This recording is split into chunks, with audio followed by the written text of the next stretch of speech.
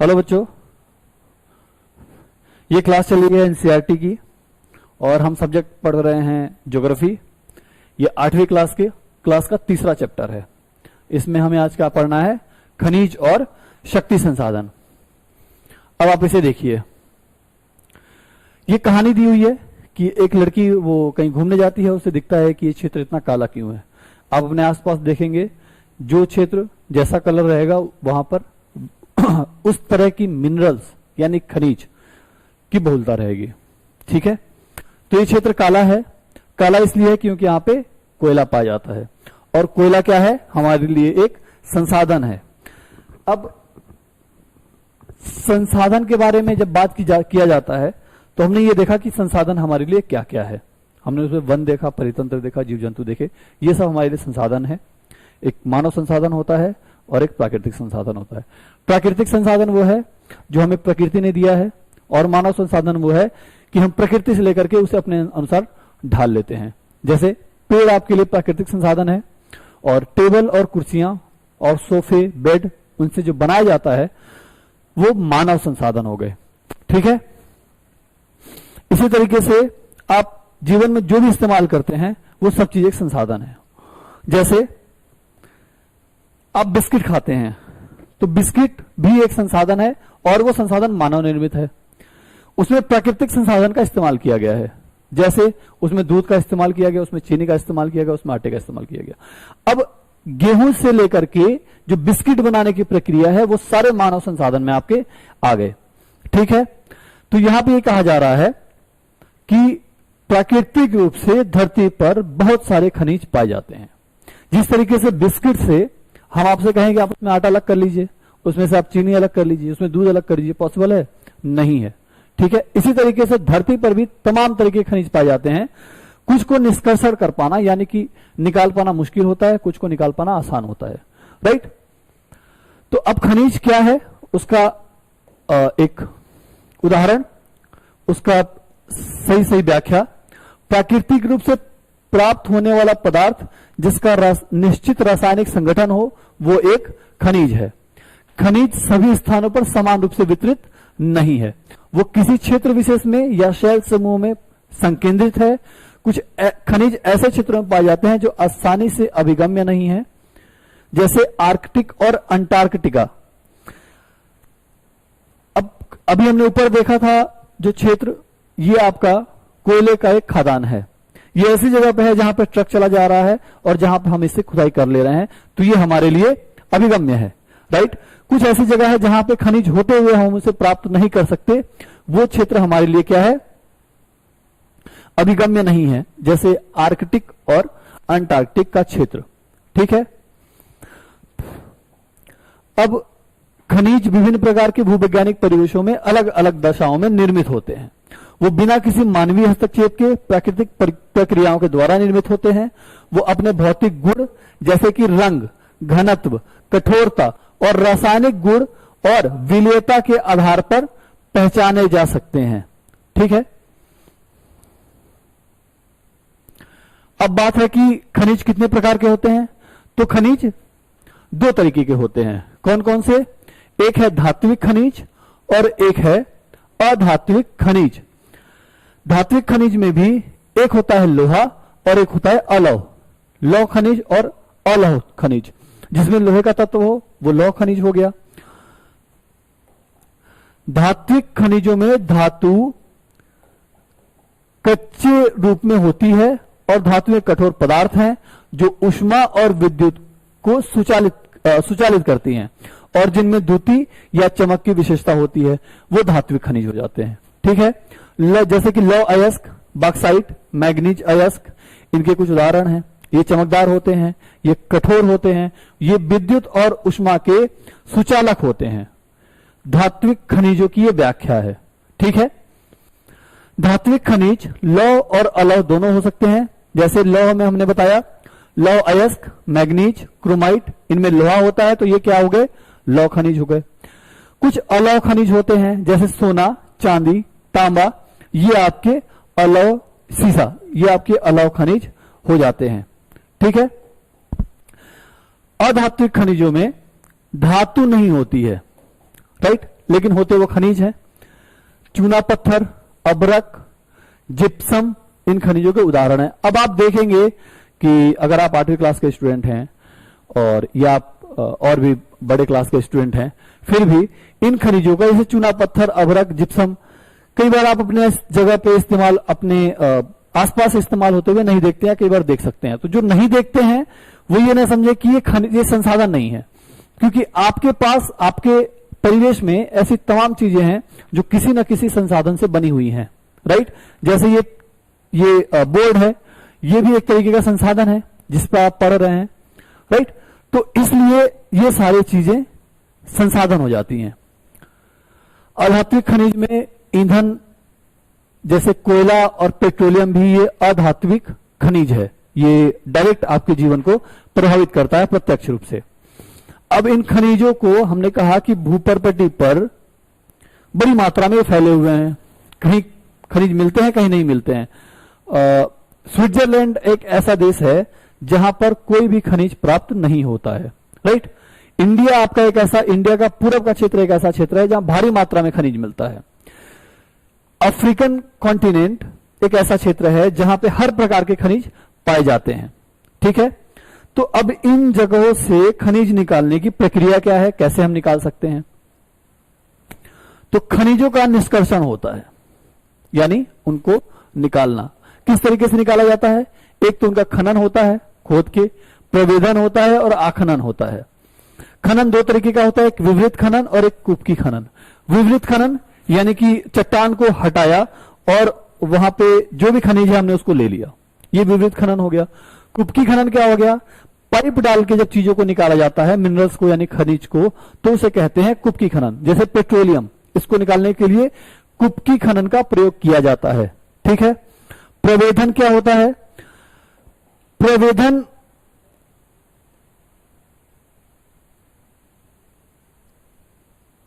जब कूपों से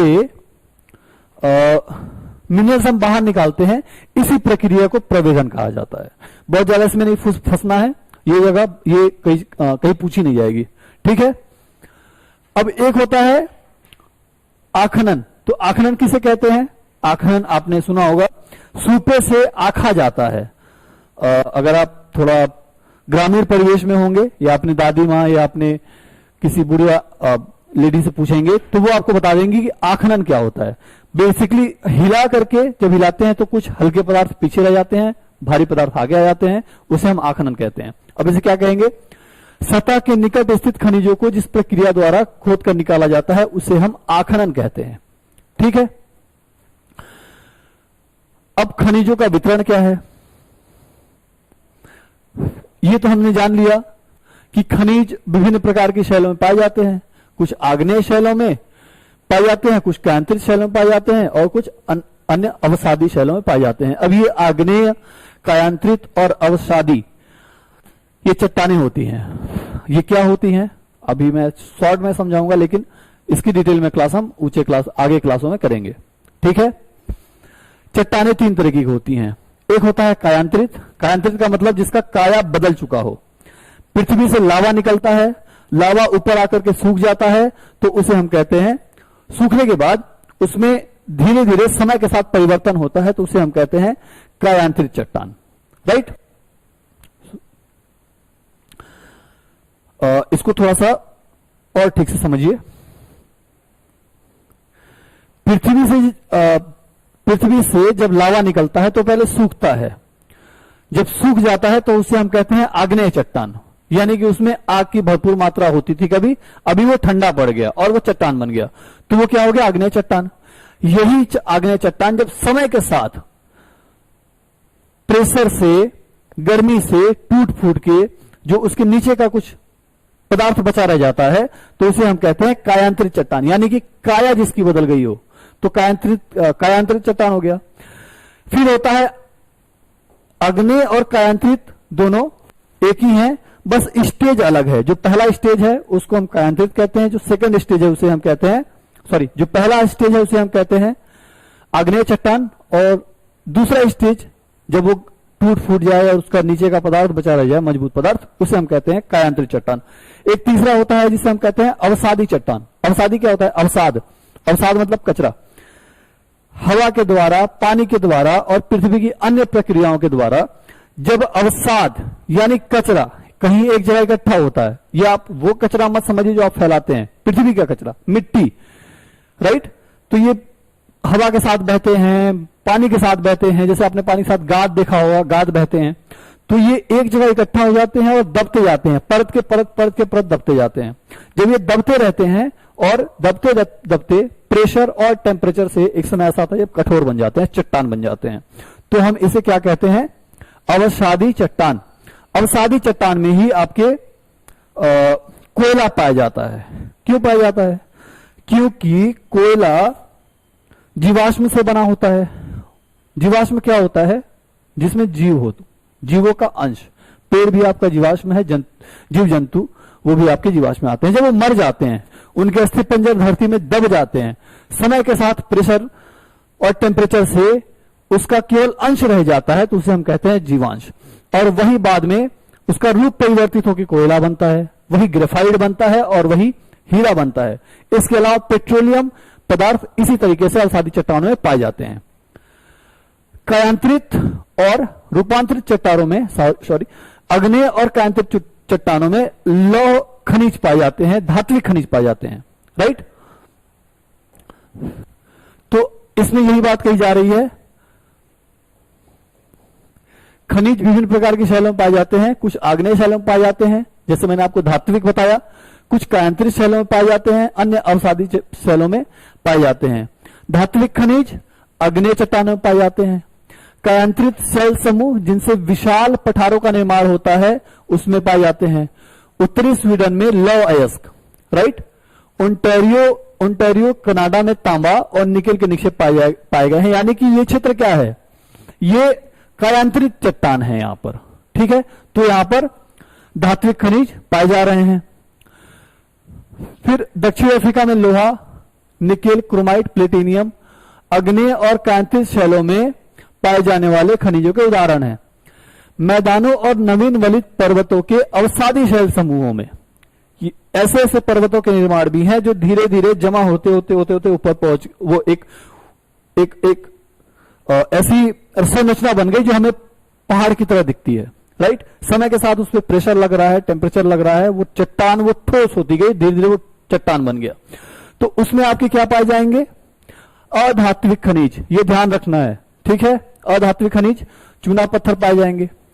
फ्रांस के काकेशस प्रदेश के चूना पत्थर निक्षेप, जॉर्जिया और यूक्रेन के मैग्नीज निक्षेप और अल्जीरिया के फॉस्फेट संस्तर इसके कुछ उदाहरण हैं। खनिज ईंधन जैसे कोयला, पेट्रोलियम भी अवसादी स्तर में ही पाए जाते हैं। तो आपको याद रहेगा कि कौन सा खनिज किस प्रकार के चट्टान में पाए जाते हैं।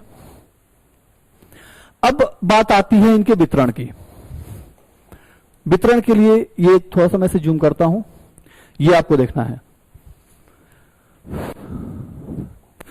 ये लोहे का सिंबल है, ये कैसे बना है? सॉरी, ये कुछ कुछ ऐसे बना है, ठीक है। तांबा एक तरीके का स्टार हो गया है, ठीक है। और बॉक्साइट, इसको गोल कर दिया, ऐसे कर दिया, ये आपका बॉक्साइट का। तो ये आपको सिंबल याद रखना है। लोहे का सिंबल क्या है, तांबे का सिंबल क्या है, बॉक्साइट का सिंबल क्या है। अब इसी सिंबल के आधार पर हम पहचानेंगे विश्व में खनिजों का वितरण, जो कि अभी हमने पढ़ा भी है मोटा मोटा। ये मोटा मोटा है, ठीक है। इसके डिटेल में अगली क्लास में हम जाएंगे, क्योंकि हर चीज की क्रोनोलॉजी है, क्रम से पढ़ना होता है, तब आपकी वो दिमाग में क्रमशः बैठता है, राइट। तो अभी मैं इसे पढ़ा रहा हूं, तो कोई बच्चा इस बात की कोशिश ना करे कि हम सारे मिनरल्स को देख लें, कौन किस देश में पाया जाता है, और अभी हम उसको जान ले। इसलिए क्रम बनाया गया है, ठीक है। तो इसी क्रम से हम चलेंगे। ये क्षेत्र अमेरिका का क्षेत्र है, और यहां पर क्या पाया गया है? लोहा, साथ में तांबा, लोहा और तांबा, ये बॉक्साइट दिख रहा है आपको। तो अमेरिका में हमने क्या देखा? ज्यादातर कायांतरित और अग्नेय चट्टानों की प्रधानता है, इसलिए वहां पे धात्विक खनिजों की धात्विक खनिज वहां पे पाए जाते हैं। ठीक है, अब आप कैरिबियन सी में आइए। ये क्या है, बॉक्साइट का सिंबल है। तो यहां पर क्या पाए जाते हैं कैरिबियन सी के पास, बॉक्साइट। फिर आप आइए नॉर्थ अमेरिका, यहां पर आपको क्या मिल रहा है, बॉक्साइट। ये ब्राजील का क्षेत्र है और ब्राजील आप देखेंगे कि लोहे का महत्वपूर्ण उत्पादक देश है, राइट। ये आपके तांबा हो गए और ये चिली और अर्जेंटीना देश हैं। ठीक है, यहां पर आपको क्या मिनरल्स मिल रहा है ये आपने देख लिया। इसके बाद से मैंने आपको कहा था अफ्रीका। अफ्रीका में एक तमाम तरीके के मिनरल पाए जाते हैं, उसमें भी महंगे मिनरल जैसे सोना और हीरे की प्राप्ति यहां से होती है। इसके अलावा यहां पर तांबा बड़े मात्रा में पाया जाता है। यह आपका मध्य अफ्रीका का क्षेत्र है, राइट। यह जगह जो कोस्टल एरिया है, यहां पर आपको लोहा मिल रहा है और इस एरिया में आपको बॉक्साइट मिल रहा है। तो हमने क्या देखा, इस जगह पे क्या किन चट्टानों की प्रधानता है, आग्नेय और कायांतरित चट्टान, उनमें ही धात्विक खनिज मिल रहे हैं। अभी हम आगे देखेंगे पेट्रोलियम खनिज भी, वो भी किन क्षेत्रों में मिलता है, अवसादी चट्टानें किन क्षेत्रों में ज्यादा होती हैं, इसकी भी हम चर्चा करेंगे। ठीक है, ये आपका भारत का क्षेत्र है। मैंने कहा था पूर्वी क्षेत्र खनिज संपन्न है, तो पूर्वी क्षेत्र कौन सा हो गया, ये आपका एरिया पूर्वी क्षेत्र हो गया। उड़ीसा, झारखंड और छत्तीसगढ़, यहां पर धात्विक और अधात्विक दोनों प्रकार की खनिजें पाई जाती हैं, क्योंकि आपका दक्कन का पठार है। दक्कन का पठार कहते हैं कि ये पूरा लावा से बना हुआ है। लावा यानी कि आग्नेय चट्टान, समय के साथ सेकेंड स्टेज क्या आया उसका, कायांतरित हो गया, कायांतरित चट्टान।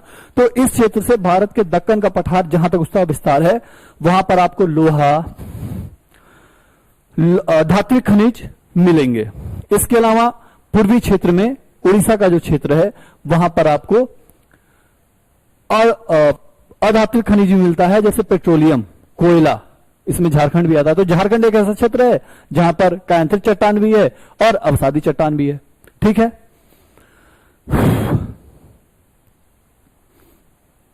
अब इनकी वितरण को हम थोड़ा और डिटेल में देख लेते हैं, राइट। चीन और भारत के पास विशाल लौह अयस्क के निक्षेप हैं। यह महाद्वीप विश्व के आधे से अधिक टिन का उत्पादन करता है। चीन, मलेशिया, इंडोनेशिया विश्व के अग्रणी टिन उत्पादकों में है। चीन सीसा, एंटीमनी, टंगस्टन के उत्पादन में भी अग्रणी है और एशिया में मैंगनीज, बॉक्साइट, निकेल, जस्ता और तांबा के भी निक्षेप हैं पर्याप्त मात्रा में। ठीक है, फिर यूरोप की बात करें कि यूरोप में किस प्रकार के खनिज है। यूरोप में विश्व लौह अयस्क का अग्रणी उत्पादक है। यूरोप विश्व में लौह अयस्क का अग्रणी उत्पादक है। इसमें खासतौर से रूस, यूक्रेन, अभी आप रूस और यूक्रेन की लड़ाई भी सुन रहे हैं। इस लड़ाई के पीछे राजनीतिक कारण भी है और इसके अलावा संसाधनों पर कब्जा भी एक महत्वपूर्ण कारण है, जिसकी वजह से रशिया ने यूक्रेन पर आक्रमण किया है। ठीक है, हर कोई अपने संसाधनों को बचाए रखना चाहता है और जो बचा लेता है फिर वो सोचता है कि अब हम दूसरे के संसाधनों पर कब्जा जमाएं, राइट। तो रूस, यूक्रेन, स्वीडन, फ्रांस, इनमें लौह अयस्क के विशाल निक्षेप हैं और इसके अलावा तांबा, सीसा, जस्ता, मैंगनीज, निकेल खनिज निक्षेप पूर्वी यूरोप और यूरोपीय रूस में पाए जाते हैं। ठीक है, फिर उत्तर अमेरिका की हमने बात करी। उत्तर अमेरिका में भी खनिजों के 3 क्षेत्र अवस्थित हैं। एक है आपका ग्रेट लेक, उत्तर में कैनेडियन शील्ड प्रदेश, अपलेशियन प्रदेश और पश्चिम की पर्वत श्रृंखलाएं। यहां पर लौह अयस्क, निकेल, सोना, यूरेनियम और तांबे का खनन होता है इन क्षेत्रों में। ठीक है,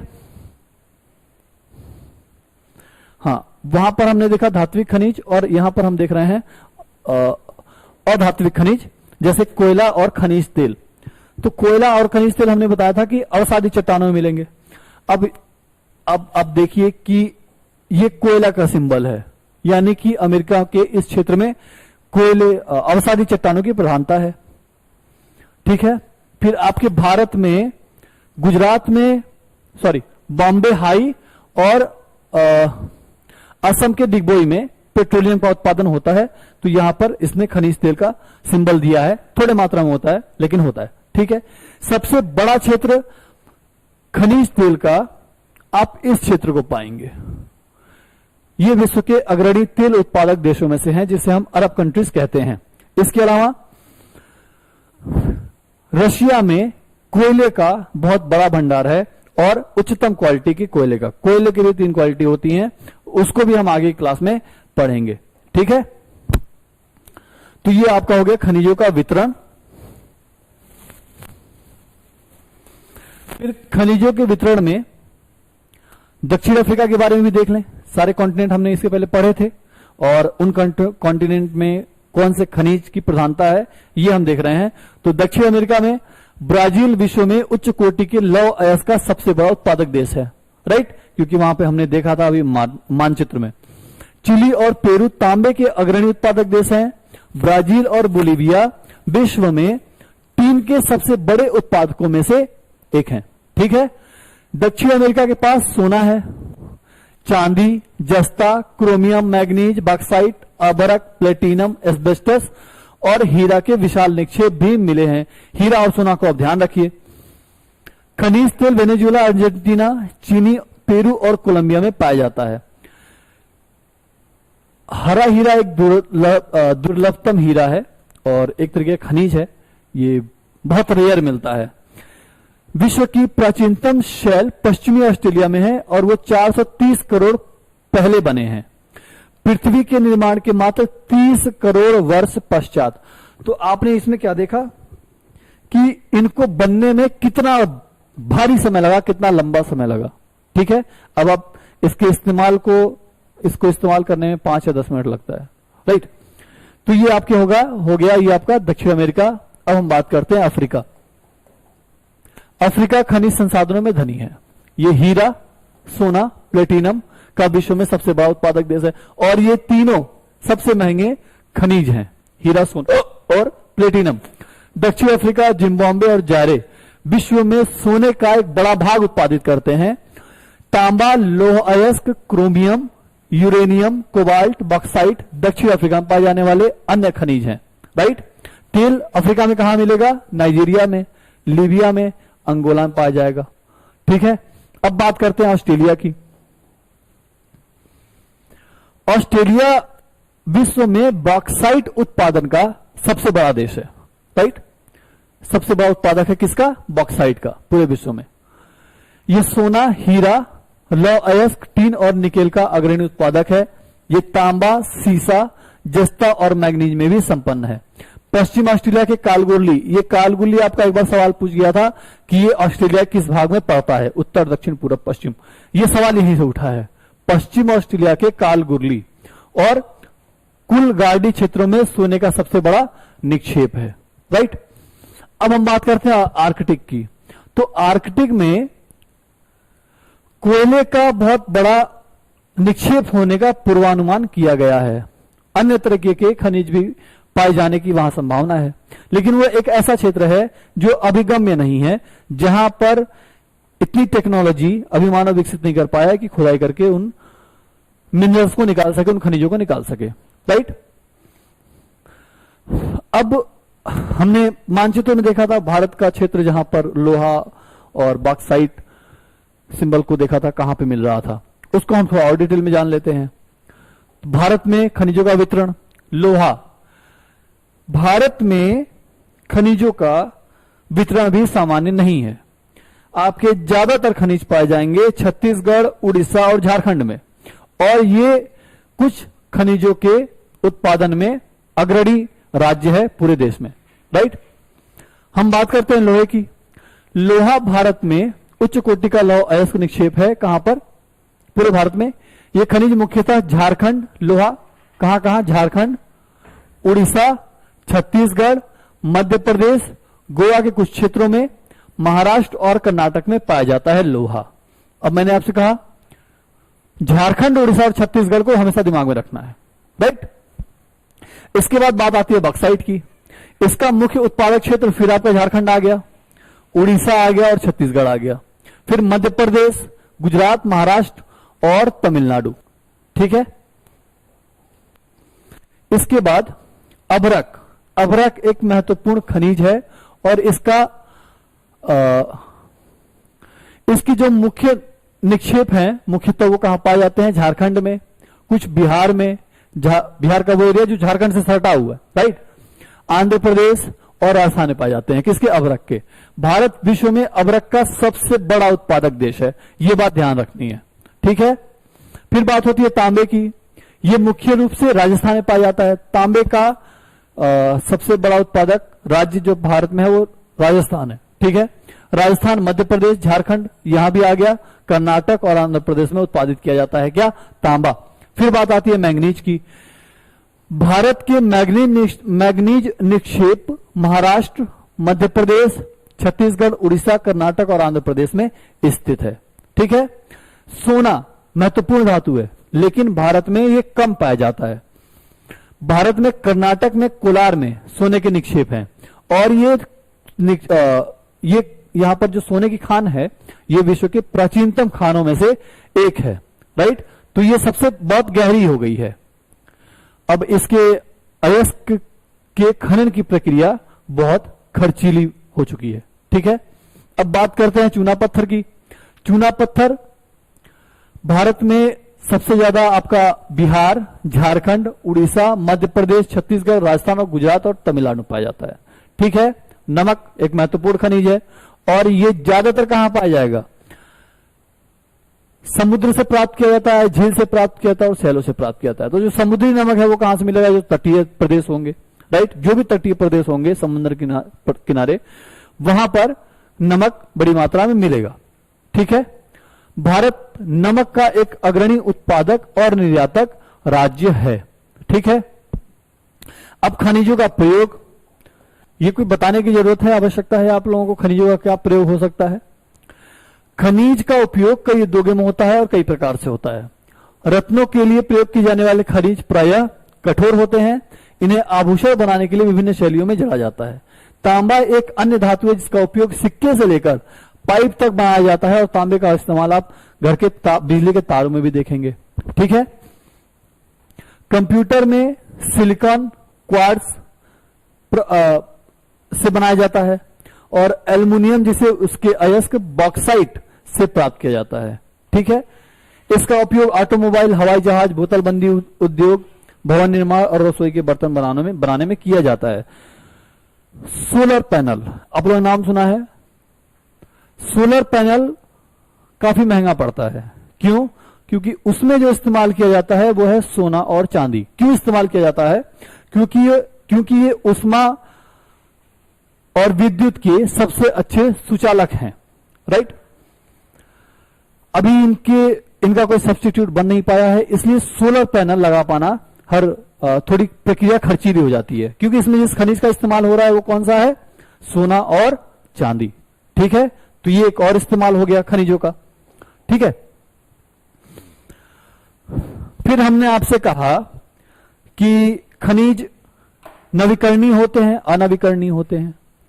जो खनिज नवीकरणीय हैं उन्हें आप इस्तेमाल कर लीजिए, कोई बात नहीं। अब नवीकरणीय और कुछ हैं जो अनवीकरणीय है। बेसिकली अनवीकरणीय इसलिए हैं कि उनके बनाने की दर या खुद निर्माण होने की प्रक्रिया बड़ी लंबी है। जैसे कोयला, 10 किलो कोयला आपने अपने जीवन में खत्म कर लिया, वो बनेगा तो, लेकिन उसको बनने में कई लाख साल का समय लगेगा, ठीक है। जब कई लाख का समय लगेगा, कई साल, तो आप कई जन्म ले चुके होंगे, तो इसलिए वो रिन्यूएबल नहीं है, ठीक है। आपके जन्म में वो नहीं बनेगा।